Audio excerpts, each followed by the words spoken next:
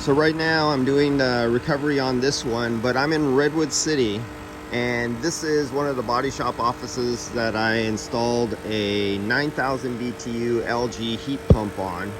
And this place has been open since 1959, and they've always been sweating and dying in the office. So what I installed was this little guy. I've done a video on this before, but it was a record-breaking all-time high of 110 degrees here in Redwood City. And so that was the little itty-bitty unit that I installed. And yeah, we got a little bit of moisture going on here.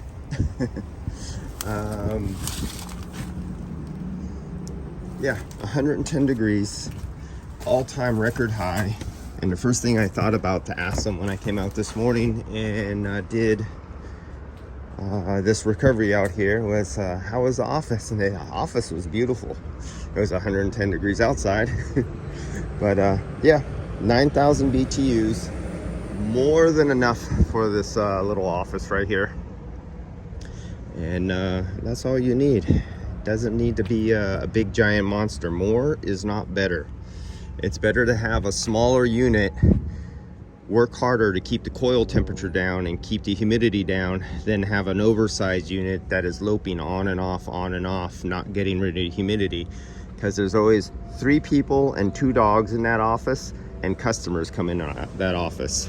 And so the whole idea is keep that coil cold and keep removing the humidity. All right, that's all, guys.